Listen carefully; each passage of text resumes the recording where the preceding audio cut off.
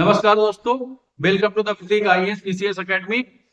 आज का जो हमारा टॉपिक है वो पार्लियामेंट पार्ट 3 है। इसमें 2 पार्ट में हम इसको रिलीज करेंगे। टोटल 150 क्वेश्चन है इसमें, ठीक है। तो इसको 75 क्वेश्चन एक पार्ट में आएंगे, दूसरे 75 क्वेश्चन दूसरे पार्ट में आएंगे। तो चलो हम बढ़ते हैं अपनी क्लास की तरफ। आज का पहला question number 61। A legislative bill may be introduced in which house of parliament? जो legislative bill है वो किस हाउस में इंट्रोड्यूस किया जाएगा? तो किस में किया जाएगा? वो किसी भी हाउस में इंट्रोड्यूस किया जा सकता है, चाहे लोकसभा हो या राज्यसभा हो, ठीक है। Either house of parliament, Lok Sabha और राज्यसभा। आज हो सकता है वॉइस में कुछ प्रॉब्लम आ जाए क्योंकि जो पुराना वाला माइक था वो खराब हो चुका है, तो आज दूसरे माइक से रिकॉर्डिंग कर रहे हैं। सो प्लीज थोड़ा सा कोऑपरेट कर लो, 1-2 दिन में वो माइक चेंज हो जाएगा। With respect to parliament of India, consider the following statement. A private member bill is a bill presented by member of parliament who is not elected but only nominated by the president. देखो यहां पर इस statement गलती क्या है? Statement में जो private member होता है अदर देन मिनिस्टर, अब मिनिस्टर्स के अलावा कोई भी मेंबर अगर बिल को प्रेजेंट करेगा वो प्राइवेट मेंबर बिल होगा, चाहे वो इलेक्टेड हो या नॉमिनेटेड बाय द प्रेसिडेंट। इससे मतलब नहीं है मिनिस्टर्स के अलावा कोई भी मेंबर बिल प्रेजेंट करेगा तो वो क्या होगा? Private member bill. तो ये ऑप्शन गलत है। Recently, a private member bill has been passed in Parliament of India for the first time. देखो, for the first time in its history. Question कब का है? 2017 का। लिखा क्या है? Recently, ठीक है।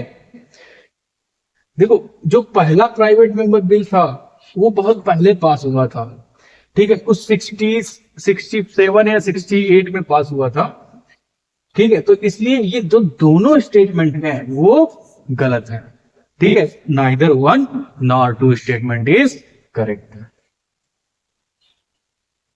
अगला question, who has right to issue money from consolidated fund of India? Consolidated fund of India से मनी कौन इशू करेगा? तो कौन कर सकता है?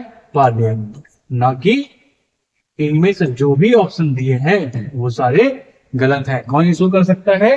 पार्लियामेंट, ठीक है।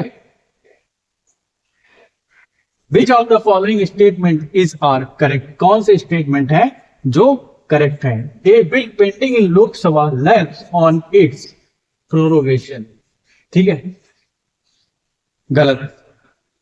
लोकसभा में पेंडिंग है, अभी पास नहीं हुआ है। A bill pending in Rajya Sabha which has not being passed by Lok Sabha shall not lapse on dissolution of Lok Sabha. ये लैप्स नहीं करेगा, इसलिए ऑप्शन बी इज करेक्ट। क्यों नहीं लैप्स करेगा? देखो, राज्यसभा से ही पास हुआ है, अभी लोकसभा से पास नहीं हुआ है। जब लोकसभा मिलेगी अगली मीटिंग में या नई लोकसभा बनेगी तो वो बिल उस लोकसभा उस हाउस में प्रेजेंट किया जाएगा, ठीक है। अगर यहां से पास हो गया होता और पेंडिंग होता राज्यसभा में तब वो बिल लैप्स कर जाता। Which of the following article of the Indian Constitution is related to contingency fund? Contingency fund से कौन सा आर्टिकल रिलेटेड है? आर्टिकल 267। कौन सा? 267। Which one of the following expenditure is not charged on consolidated fund of India? कौन सा ऐसा expenditure है जो कंसोलिडेटेड फंड ऑफ इंडिया पे चार्ज नहीं किया जाता है? कौन सा? Salary and allowance of the prime minister of India. Option C is correct.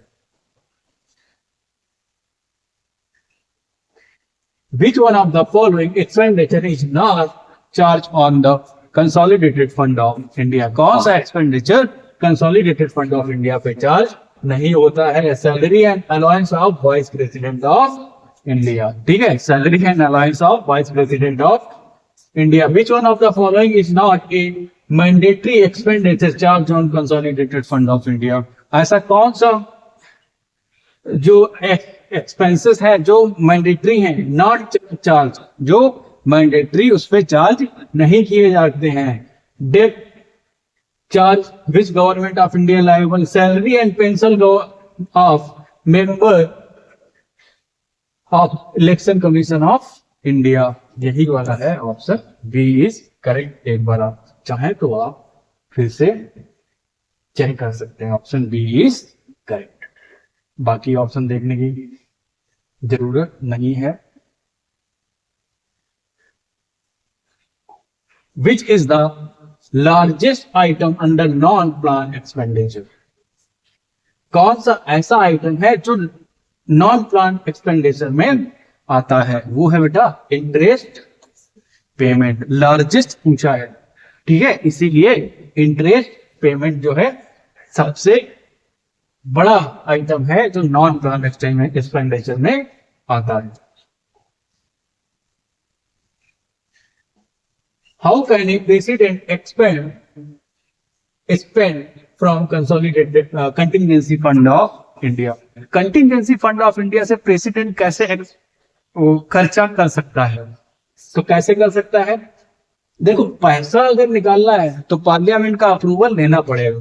तो option B, before authorisation of parliament, before authorisation of parliament. ठीक है, पार्लियामेंट से अथोराइजेशन कराना पड़ेगा, तभी प्रेसिडेंट उसको खर्च कर सकता है। The authorisation of for the withdrawal of fund from consolidated fund of India must come from, कहां से आना चाहिए अथोराइजेशन? Parliament of India. कौन ऑथराइज करेगा? Parliament of India. कौन करेगा? Parliament of India. ठीक है,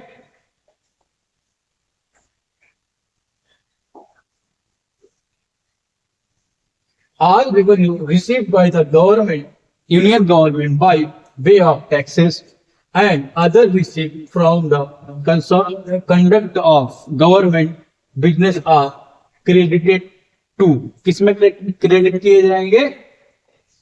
किसमें किए जाएंगे? कंसोलिडेटेड फंड ऑफ इंडिया में। किसमें? कंसोलिडेटेड फंड ऑफ इंडिया में। With reference to union government consider the following statement. The Department of Revenue is responsible for preparation of union budget that is presented in Parliament. कौन responsible लिखा है यहाँ पर? Department of revenue. आप देखना, इस पे फोकस करना, डिपार्टमेंट ऑफ रेवेन्यू पे। ठीक है, no amount can be withdrawn from the consolidated fund of India without the authorisation from the parliament. कोई भी अमाउंट एक्सपेंड नहीं किया जाएगा जब तक अथोराइजेशन किससे नहीं होगा? पार्लियामेंट से। Option second is correct. अगला, all the disbursement made from public account also need authorization from parliament. Parliament से पब्लिक अकाउंट से खर्च करने के लिए भी अथोराइजेशन लेना पड़ेगा। ठीक है, ये भी सही है। अब मैंने कहा था डिपार्टमेंट ऑफ रेवेन्यू लिखा था, लेकिन कौन बजट को प्रिपेयर करने के लिए जिम्मेदार होता है? कौन सा department? Ministry of finance. Money bill has been defined by the constitution under article 110। किसमें डिफाइंड है? 110 में। Which one of the following statement about money bill is not correct? कौन सी स्टेटमेंट्स में है जो? Question number 76, who among the following decide whether a particular bill is a money bill? देखो, money bill को certified करने का या अप्रूव करने का काम किसका होता है? Speaker of Lok Sabha. वही डिसाइड करता है कि कोई बिल जो प्रेजेंट हुआ है लोकसभा में वो मनी बिल है या नहीं। ठीक है, तो ये काम किसका है? Speaker of Lok Sabha. क्या? Speaker of Lok Sabha.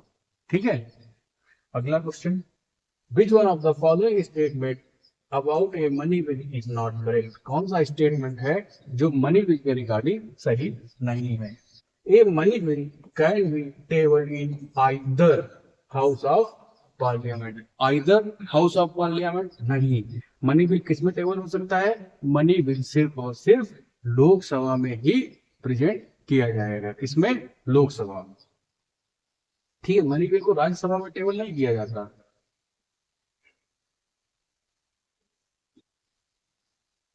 A money bill under the Constitution of India is tabled in लोक सभा। इसमें भी मनी बिल किसमें टेबल किया जाएगा और कौन सर्टिफाई करेगा कि बिल मनी बिल है या नहीं? तो ये कौन करेगा? आपने देख लिया, speaker. Who certified the money bill? आपने देख लिया था, speaker.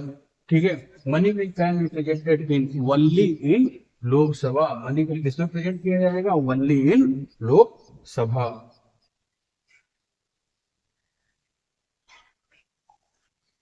Of the following statement, which one of the following is not correct? कौन सा स्टेटमेंट सही नहीं है? पहला स्टेटमेंट देखते हैं, Rajya Sabha is powerless in money matter.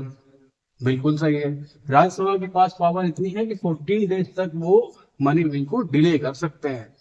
ठीक है, अगर वो 14 डेज में, उन दिनों में वो कोई एक्शन नहीं लेते हैं 14 डेज में, तो क्या होगा? वो बिल ऑटोमेटिकली राज्यसभा से पास माना जाएगा। ठीक है, a money bill introduce in Rajya Sabha, ये आपने अभी देखा कि जो मनी बिल है उसको किसमें इंट्रोड्यूस किया जाएगा? लोकसभा में। Option B is correct. ठीक है,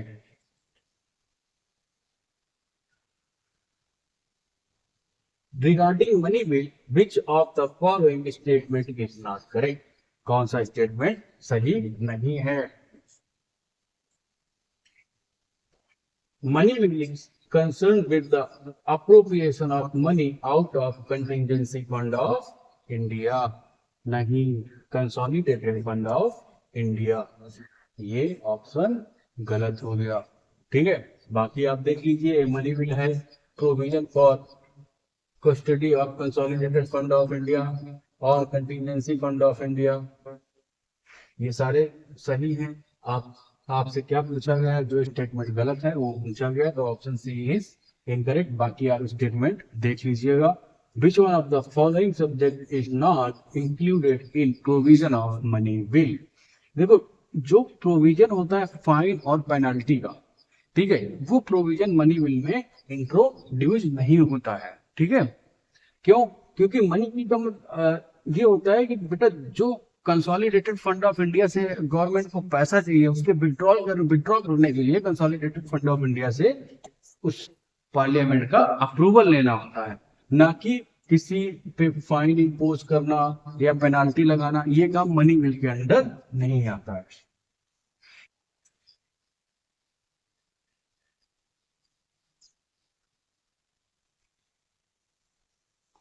What constitutes the definition of money bill under Article 110 of the Indian Constitution?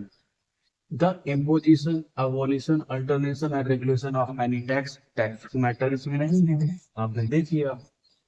ठीक है, रेगुलेशन ऑफ बोरोइंग मनी ये भी नहीं है। Appropriation money of consolidated fund of India, ये ऑप्शन सही है, ऑप्शन सी। अब डी वाला भी देख लो। हाँ, अब ये declaration of timing of the expenditure to be charge on the consolidated fund of India, ये भी सही है। अब देखो, सी और डी दोनों सही है, सी और डी दोनों सही है। तो अब अगला ऑप्शन देखो, नन ऑफ द अबव और more than one statement is correct. तो इसमें दो स्टेटमेंट करेक्ट हैं, इसलिए option E is correct.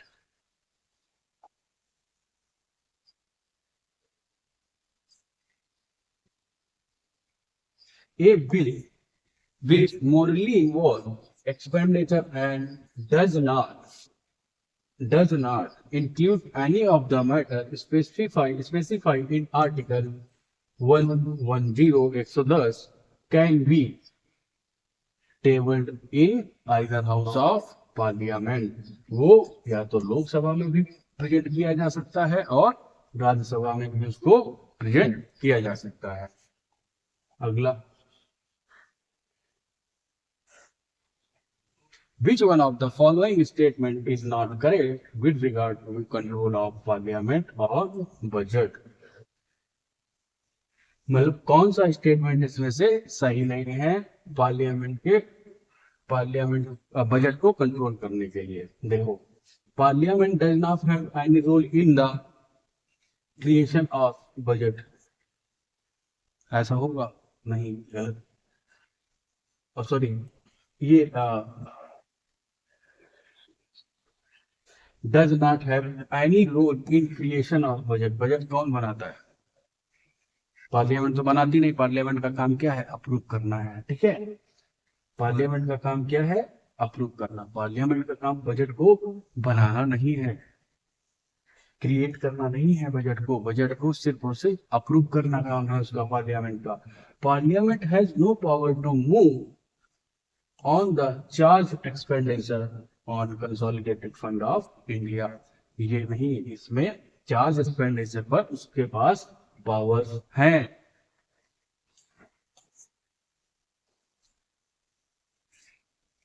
Not correct पूछा गया है, तो देखो, move on, parliament has power to move on the charge expenditure on consolidated fund of India. Consolidated fund, ये स्टेटमेंट बेटा गलत है, ठीक है। Parliament has no power to impose a tax without recommendation of president, गलत नहीं है। President, अगर आप किसी स्टेटमेंट को किसी टैक्स को इम्पोज करना चाहते हैं तो उससे पहले आपको प्रेसिडेंट का अप्रूवल लेके फाइनेंशियल बिल को प्रेजेंट करना पड़ेगा पार्लियामेंट में, ठीक है। चलो आगे देखो, which one of the following method of parliamentary control over public finance in India? Planning annual financial statement before the placing annual financial statement before the parliament, public finance in India control, parliament का control किसके में है? तो annual financial statement 112 के तहत पेश किया जाता है। Withdrawal of money from consolidated fund of India, इससे भी भाई आपको अप्रूवल लेना पड़ेगा, ठीक है। Provision for supplementary grant on vote on account, ये भी करना पड़ेगा। Introducing financial bill in parliament, financial bill को पार्लियामेंट में इंट्रोड्यूस करना पड़ेगा, ठीक है। मीडिया रिव्यू करने का काम पार्लियामेंट करेंगे, तो आप ऑप्शन ए लगा सकते हैं, ठीक है।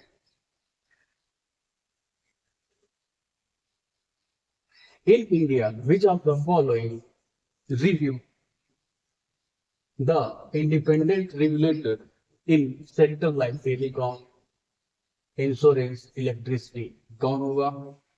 देखो, ad hoc committee setup by parliament, parliament department related standing committee, यही दो होंगे। बाकी फाइनेंस कमीशन, नीति आयोग, और ये नहीं होगा। Option A is correct.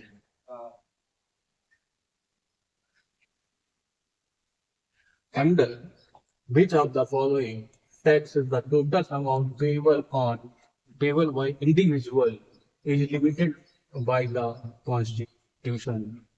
तो tax on profession, trade and C, which of the following is responsible for preparation and presentation of union budget in parliament? तो कौन बनाता है और कौन प्रेजेंट करता है? डिपार्टमेंट ऑफ इकोनॉमिक अफेयर, ठीक है। Department of economic affair, department of economic affair का काम क्या है? बजट को बनाना और उसको पार्लियामेंट में पेश करना, ठीक है।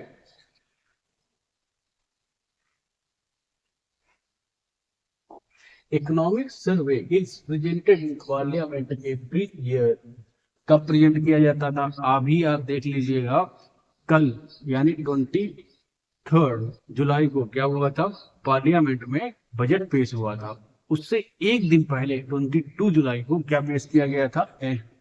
Economic survey. तो हमेशा जो है ना, इकोनॉमिक सर्वे वो जो बजट है उससे पहले ही प्रेजेंट किया जाता है, ठीक है।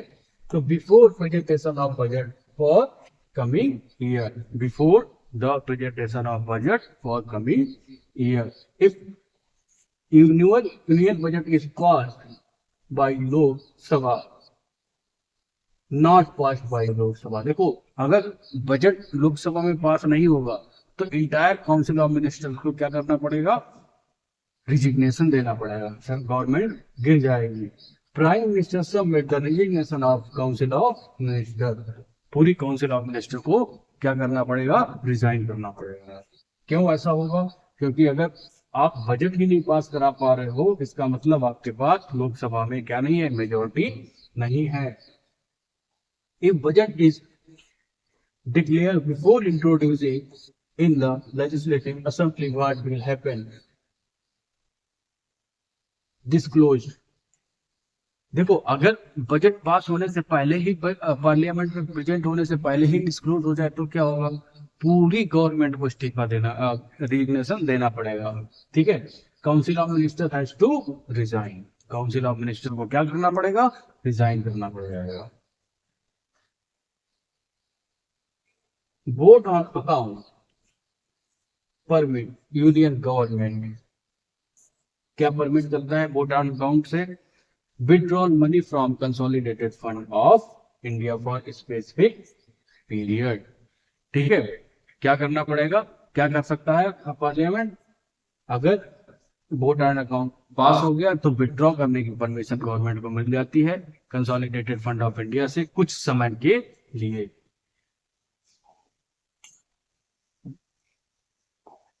What is the difference between vote on account and interim budget?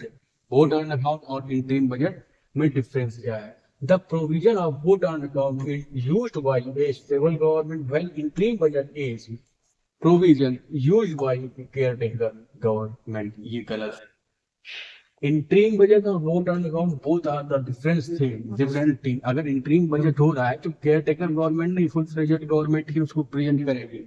ठीक है, vote on account caretaker government present कर सकती है। Vote on account only deals with the expenditure of in the government budget, while interim budget include vote expenditure and receive. तो vote on account में क्या होगा, जो गवर्नमेंट के खर्चे हैं उनके लिए उनको उससे पार्लियामेंट से अप्रूवल लेना पड़ेगा, पैसों के लिए। लेकिन जो इंटरिम बजट है उसमें एक्सपेंडिचर भी होगा और जो रिसीव्ड है गवर्नमेंट का पैसा कहाँ खर्च हो रहा है और कहां से आ रहा है, वो पूरी जानकारी इंटरिम बजट में होगी। ठीक है, तो option B is correct. Vote on account is meant for, vote on account का क्या मतलब होता है, appropriating fund pending pass of budget, appropriation bill को पास करना, जो बजट है उसके लिए पैसा एलोकेट करना। Estimate on expenditure are submitted to the parliament in the form of demand for grant. Demand for grant. Which one of the following statement is correct regarding submission of money bill? Money bill को submit करने के लिए क्या क्या statement सही है? तो it is presented in Lok Sabha.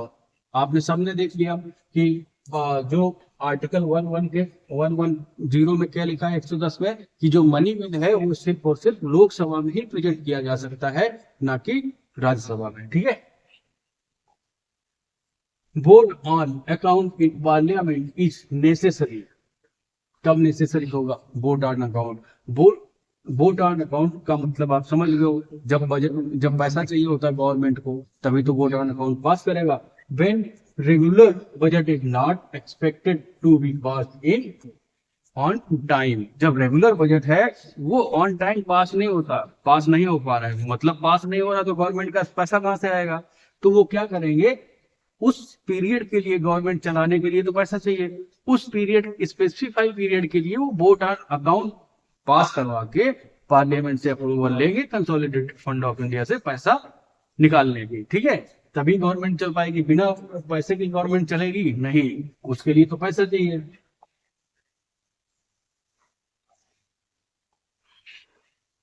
Financial bill of India is presented in financial bill, ये भी बेटा लोअर हाउस में ही प्रेजेंट किया जाएगा, lower house that is Lok Sabha.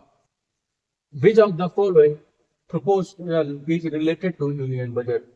देखो, कट मोशन, कट मोशन कब इंट्रोड्यूस होता है? जब बजट इंट्रोड्यूस हो जाता है, उसमें जो एक्सपेंडिचर है उसके उसमें कट करने के लिए, कम करने के लिए, रिड्यूस करने के लिए कट मोशंस को लाया जाता है। अब कट मोशन वैसे लाएगा कौन? अब जो अपोजिशन पार्टियां होती हैं, वही जो विपक्ष होता है वही कट मोशन लाता है कि इतना पैसा आप जो बता रहे हो इस योजना के लिए, इसमें इतना कट कर दीजिए, पैसा कम कीजिए।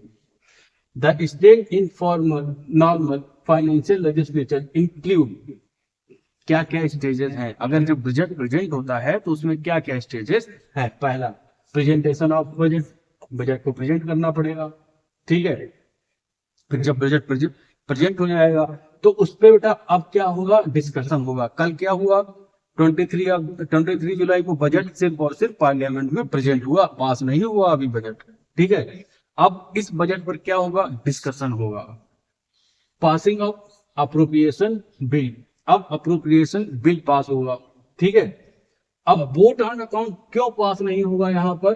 क्योंकि अभी बजट पास किया जा रहा है, ठीक है, अभी डिले नहीं हुआ है, अप्रोप्रिएशन बिल पास हो चुका है, ठीक है। अगर ये पास ना हुआ होता तो क्या होता? वोट ऑन अकाउंट लाकर, अब बजट पासिंग में डिले हो रहा है, टाइम लगेगा, गवर्नमेंट को पैसा चाहिए, तब वो क्या करते हैं? वोट ऑन अकाउंट को पास करके उस समय के लिए पैसा लेते हैं। लेकिन यहाँ पर कंडीशन दूसरी है, यहाँ पर क्या बोला? नॉर्मल फाइनेंशियल लेजिस्लेचर क्या है? तो ये ऑप्शन नहीं होगा। पासिंग ऑफ फाइनेंशियल बिल, जैसे ही फाइनेंशियल बिल पास होगा पैसा आपको क्या होगा? मिल जाएगा, ठीक है। ऑप्शन 1, 2, 3 एंड 5 इज करेक्ट, 4 नहीं होगा।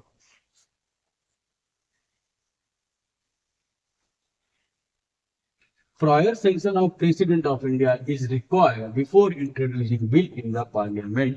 पार्लियामेंट में बिल इंट्रोड्यूस करने से पहले कौन कौन से ऐसे बिल हैं जिसमें प्रायर सैंक्शन, पहले ही प्रेसिडेंट से साइन लेना पड़ेगा? Formation of new state, affection of affecting tax in which state are interested, alternative boundary of state, money bill, ये सारे मैटर ऐसे हैं जिसमें प्रेसिडेंट से आपको अप्रूवल लेना ही पड़ेगा पार्लियामेंट में बिल को प्रेजेंट करने के लिए। What is meaning of gloating in parliamentary proceeding? देखो, इसका मतलब होता है जब बजट पर इनफ डिस्कशन हो गया हो और उसको आगे डिस्कशन ना हो, उससे रोकने के लिए उसको बोला जाता है stop the debate on the bill. इसका मतलब अगर बिल पे डिबेट को स्टॉप करना, अब इसमें वोटिंग से पास करा के आगे बढ़ाना, ठीक है।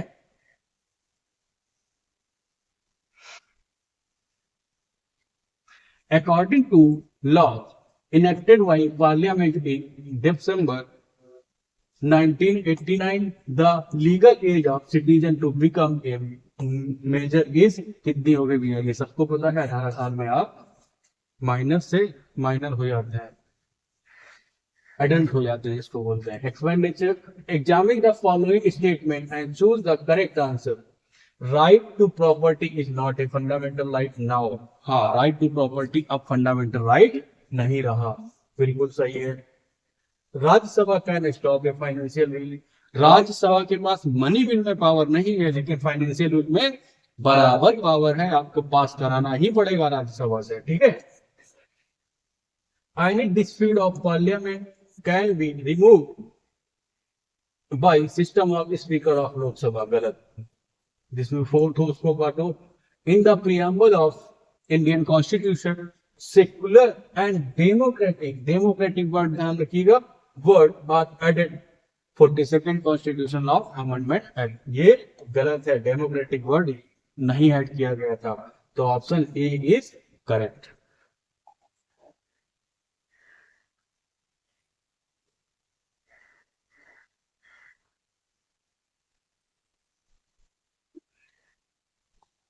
The Consultative Committee of Member of Parliament of Railway Zone is constituted by which of the following, कौन कॉन्स्टिट्यूट करेगा भैया, मिनिस्ट्री ऑफ पार्लियामेंट्री अफेयर, ठीक है। अगला, with reference to Indian polity, which one of the following statement is correct? Planning Commission is accountable to Parliament. कौन सा correct है? Planning Commission accountable Parliament का नहीं है, तो Planning Commission हट गया है, नीति आयोग आ गया है, ठीक है। President can make ordinance only when either of two house is not in session, तभी तो ला सकते हैं, ठीक है। तो option B is correct. Which one of the following is larger committee of the parliament? सबसे बड़ी कमेटी कौन सी होती है? Estimate committee. देखो कहां पे लिखा है, हाँ कमेटी ऑफ एस्टीमेट, ठीक है। ये सबसे बड़ी कमेटी होती है पार्लियामेंट की। आज 120 क्वेश्चन ही करेंगे, बाकी क्वेश्चन आपको कल मिल जाएंगे, उसके साथ में एससी सुप्रीम कोर्ट के भी क्वेश्चन उसी में ऐड करेंगे। Which of the following is not financial committee of parliament? कौन सी फाइनेंशियल कमेटी नहीं है? तो एस्टीमेट कमेटी है, पब्लिक अकाउंट कमेटी है, कमेटी ऑन पब्लिक अंडरटेकिंग है, joint committee of salary alliance नहीं है, ठीक है। Option C is correct. Largest committee पूछा गया है यहाँ पर, तो कौन सी है? अभी देख लिया, एस्टीमेट कमेटी है। Which of the following is not tool of parliamentary control over public expenditure? Public expenditure में पार्लियामेंट का कंट्रोल किसमें नहीं होगा? तो ये बेटा कंट्रोलर है auditor general of India CAG का।